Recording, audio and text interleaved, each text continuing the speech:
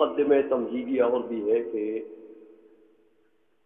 باری تعالیٰ کے علم کی دو قسمیں،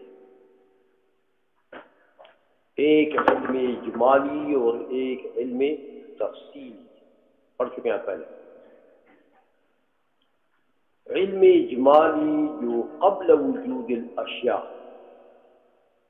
ممکنات ابھی موجود نہیں تھے، باری تعالیٰ کو قبل وجود الاشیاء، قبل وجود الممکنات، ممکنات کا علم ہے جس کو علم ازلی کہتے ہیں، وہ ہے علم اجمالی۔ اور ایک علم ہے بعد وجود الاشیاء، بعد وجود الممکنات، اس کو علم تفصیلی کہتے ہیں۔ دونوں میں فرق یہ ہے، دونوں کے اوپر علم باری تعالیٰ کا اطلاق آتا ہے کہ علم اجمالی بھی باری تعالیٰ کا علم ہے، علم تفصیلی بھی باری تعالیٰ کا علم ہے، لیکن علم اجمالی باری تعالیٰ کا علم حقیقی ہے، علم، اور وہی ذات باری تعالیٰ کا عین ہے، وہی علم ازلی ہے، ازلی ابدی قدیم، وہی علم ہے۔ باقی جو علم تفصیلی ہے یہ علم معلوم کا ہے، یہ عالم کا، باری تعالیٰ کی ذات کا عین نہیں ہے، یہ معلوم کا عین ہے، لہذا یہ باری تعالیٰ کے لیے علم حقیقی نہیں ہے کہ یہ علم حادث ہے۔ معلومات حادث ہے نا، تو یہ معلوم کا عین ہے، تو لہذا یہ علم حادث ہے، تو اس کے اوپر یہ اطلاق کرنا کہ یہ بھی باری تعالیٰ کا علم ہے، یہ مجاز ہے۔ سمجھ آئیے، اس کی نسبت باری تعالیٰ کی طرف کرنا یہ حقیقت نہیں ہے کہ یہ علم حادث ہے، اور اللہ جل مجدہ محل حوادث نہیں ہے۔ سمجھ آ گئی ہے؟ لہذا یہاں جو قاضی بات کرے گا باری تعالیٰ کے علم سے کرے گا، تو باری تعالیٰ کا جو علم حقیقی ہے اس کی بات کرے گا، جو باری تعالیٰ کی ذات کا عین ہے، جو ازلی علم ہے، ابدی علم ہے۔ سمجھ آئیے؟ تو وہ کون سا علم ہے؟ علم اجمالی۔ اب آپ کو ایک شک پڑ جانا چاہیے، لیکن اتنا تیز ذہن تو آپ کا ہے نہیں کہ آپ کو شک پڑ جائے کہ اس کو علم اجمالی کہتے ہیں۔ کیوں کہتے ہیں؟ اگر اس میں اجمال ہے تو میاں اجمال کا مطلب یہ ہے کہ اس میں تفصیل نہیں ہے، امتیاز نہیں ہے، اس شے کا علم دوسرے شے کے علم سے ممتاز نہیں ہے، تو اگر امتیاز نہیں ہے تو یہ تو علم ہے ہی نہیں۔ سمجھ آ گئی ہے؟ کیونکہ امتیاز علم کو لازم ہے، تو اگر امتیاز نہیں ہے تو یہ تو پھر علم ہے ہی نہیں، تو علم اجمالی تو علم ہی نہیں۔ یہ ایک سوال بنتا ہے یہاں، لیکن میاں یاد رکھو اجمال کے کئی معنی آتے ہیں، پڑھ بھی چکے ہو تم۔ اجمال بمعنی عدم امتیاز نہیں ہے یہاں، سمجھ میں آ گئی ہے کہ یہاں پر گویا کہ اجمال اس لیے ہے کہ معلومات میں گویا کہ امتیاز نہیں ہے، ایسا نہیں۔ باری تعالیٰ کا جو علم ہے اس علم میں مکمل امتیاز ہے بین المعلومات، سمجھائیے۔ لیکن اجمالی کیوں کہتے ہیں؟ کہ چونکہ وہ قبل وجود الاشیاء ہے اور وہ ذات باری تعالیٰ کا عین ہے، اور تو ذات باری تعالیٰ میں تو تکسر نہیں ہے نا، ذات باری تعالیٰ میں تو کیا چیز ہے؟ وحدت، تکسر نہیں ہے۔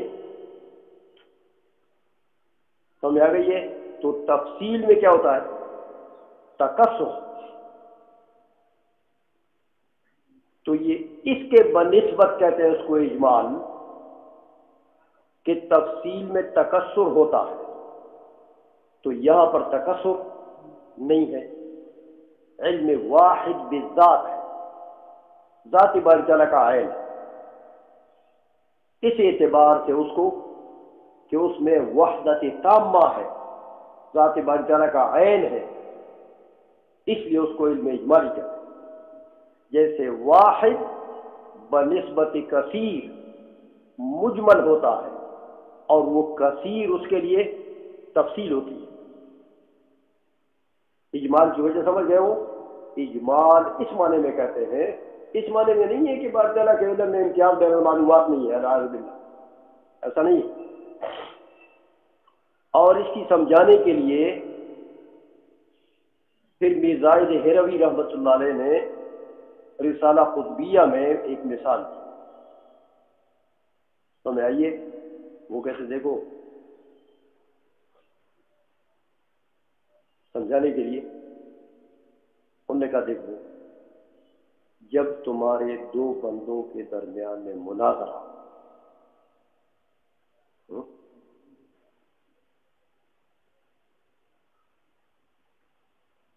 جلالی صاحب کا اور پیر عبد القادری صاحب کا مناظرہ،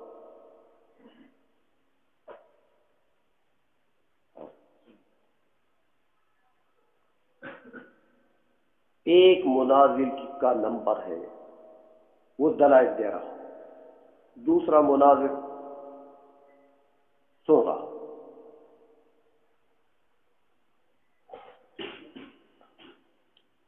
تو وہ تو لگا ہوا ہے اپنے دلائل تفصیل سے پیش کر رہا، یہ جو سننے والا ہے اس کے ایک ایک دلیل کے جوابات اس کے ذہن میں آ رہے ہیں کہ نہیں آ رہے؟ وہ جو دلیل دیتا ہے اس کا جواب اس کی کھوپڑی میں آ گیا، دوسری دلیل دی، اس کے جوابات اس کی کھوپڑی میں آ گئے۔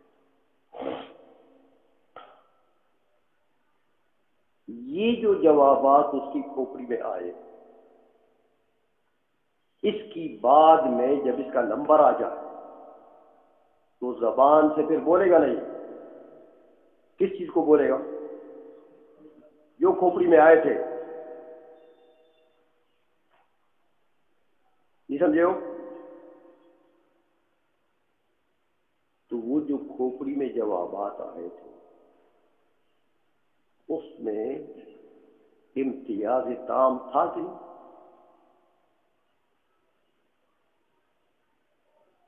لیکن جب یہ بولنے لگا، یہ تفصیل کا مرتبہ ہے، تو اس بولنے کے وقت جب وہ ناطقہ کھولا اس نے، تو اس بولتے وقت تفصیل آ گئی کس کی؟ وہ جو کھوپڑی میں تھے جواب،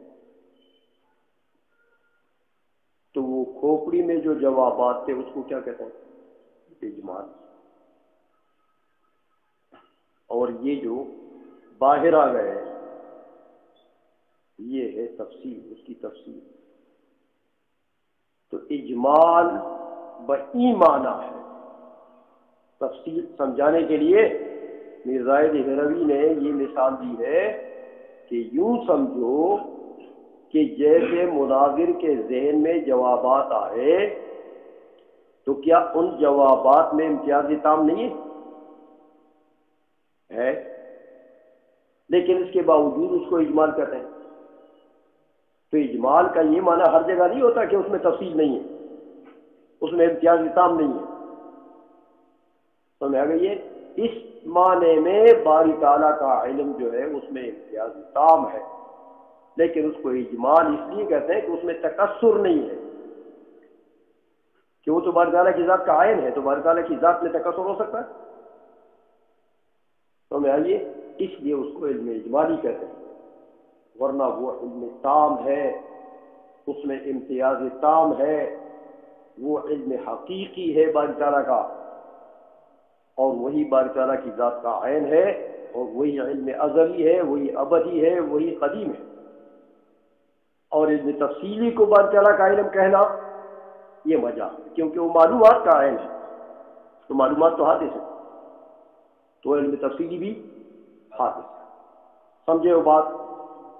تو یہاں جو کلام قاضی کرے گا وہ علم اجمالی میں کرے گا، کیونکہ بار تعالیٰ کا علم وہی ہے، سمجھ میں آ گئی ہے؟ دوسری بات یہ ہے کہ باری تعالیٰ کے علم میں نے بتا دیا تھا آپ کو کہ ایک تو شرذمہ قلیلہ کا قول ہے کہ وہ کہتے ہیں باری تعالیٰ کو علم نہیں ہے، حکما کا ایک طبقہ شرذمہ قلیلہ ایسا ہے کہ وہ باری تعالیٰ کے علم نہیں مانتے، کہ وہ کہتے ہیں علم نام ہے اضافت کا یا صفت ذات اضافت کا، تو میاں باری تعالیٰ کی ذات تو ایک ہے، تو وہاں ذات جب ایک ہے تو وہاں نسبت کو شیئین کے درمیان میں نسبت کے لیے طرفین چاہیے، تو یہاں شیئین تو ہے نہیں، تو لہذا باری تعالیٰ کو اپنی ذات کا علم نہیں ہے، علیہ باللہ، اور ذات کا علم نہیں تو خیر نہیں۔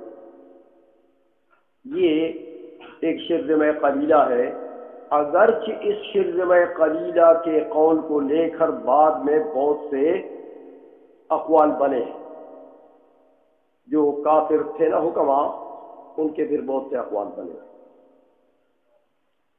دوسرا طبقہ وہ ہے کہ وہ کہتے ہیں نہیں باری تعالیٰ کو علم ہے، نہیں آپ کی ذات کا بھی علم ہے اور جمیع اشیاء ممکنہ کا بھی علم ہے، تمام مخلوقات کا بھی علم ہے، ذات کا بھی علم ہے، صفات کا بھی علم ہے اور تمام مخلوقات کا بھی علم ہے۔ ان میں پھر دو طبقے بنے، بعض نے یہ کہا کہ باری تعالیٰ کو علم تفصیلی ہے اور اجمالی نہیں ہے، اور یہ جیسے دیوبندی کہتے ہیں، یہ بریلوی مشرک ہے، اس لیے کہ حضور کے لیے علم تفصیلی مانتے ہیں۔ اس اردو کے پٹھے کو دیکھو کہ خدا کا علم تفصیلی ہے، تو حضور کے لیے علم تفصیلی مان لیں تو یہ شک ہوگی، یہ خدا کی صفت ہے، سمجھ رہے ہو؟ یہ مشرک ہیں بریلوی، کیوں مشرک ہے؟ حضور کے لیے علم تفصیلی مانتے، ہر شے کا علم مانتے، تفصیلی مانتے، تو ان بیچاروں کو خدا کے علم کا بھی پتہ نہیں کہ خدا کا علم کون سا ہے، اس لیے پھر وہی بات ہے نا جو ایک شاعر نے کہا کہ اذا کان الغراب دلیل قوم فیہدیہم طریق الجاہل، جب کوا کسی قوم کا لیڈر بن جائے تو کوے سے جاہل شے تو اور ہے ہی کوئی، تو جو ہلاک کے راستے میں چلائے گا نا پھر اس کو سمجھائیے۔ باری تعالیٰ کا علم علم حقیقی، علم تفصیلی نہیں ہے، علم اجمالی باری تعالیٰ کا علم حقیقی، سمجھ آ گئی ہے؟ لیکن یہ بات اگر ان بے وقوفوں کے سامنے کہہ دی نا تو وہ طرح کے لیے اجمالی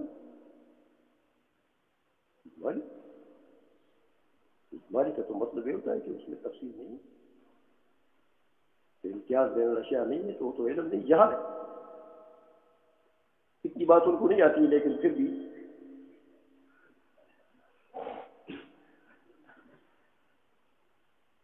اتنی بات ان کو نہیں آتی، وہ پڑھتے نہیں یہ کتابیں، تو سمجھ میں آ گئی ہے؟ اس لیے جہالت پر مبنی باتیں ہیں ساری، یہ دیوبندی اول سے لے کے آخر تک من گڑت باتیں ہیں، علم سے تعلق کے حساب۔ سمجھ آ گئی ہے؟ تو جو علماء علم مانتے ہیں باری تعالیٰ کے لیے، ایک طبقہ ان میں یہ ہوا کہ ان کا علم تفصیلی ہے، اجمالی نہیں، جیسے دیوبندی کہتے ہیں۔ تو علم تفصیلی تو بعد وجود الاشیاء ہے نا، تو یہی بات بے لغت الحیران میں، ہاں وہ ان کی ایک تفسیر نہیں ہے، بے لغت الحیران،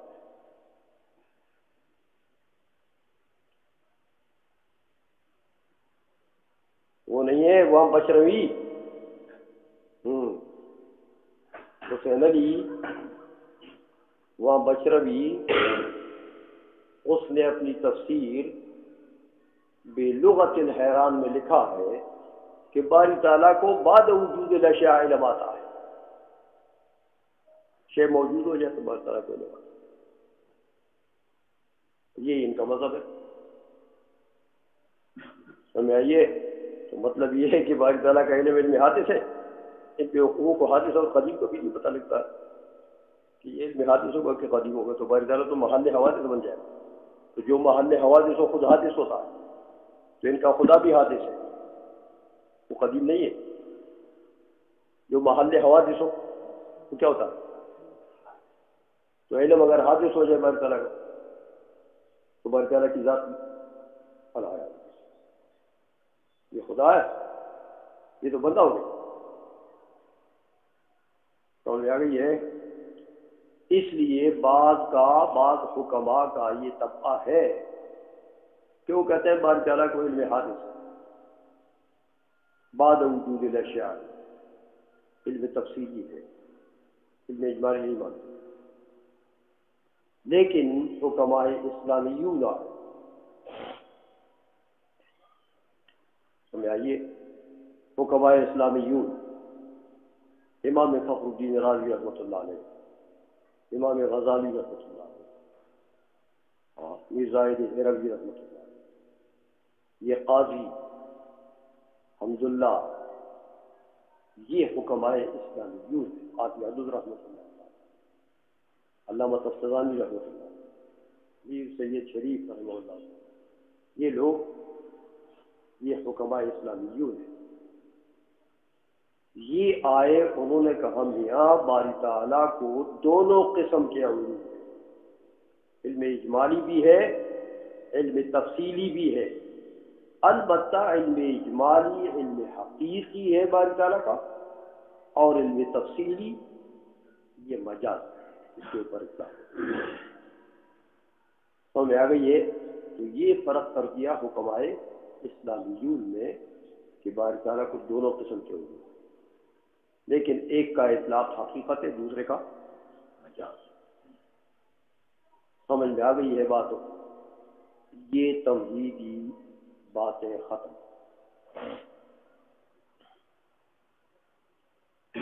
اب قاضی نے کتاب شروع کر دی ہے میاں،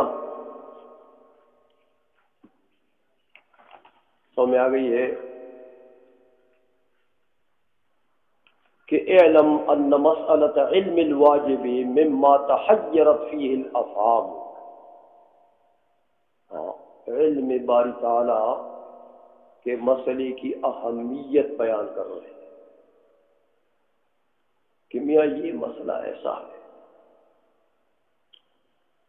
کہ لوگوں کے افہام اس علم میں آ کر یہاں پر حیرت میں اور دہشت میں پڑ گئے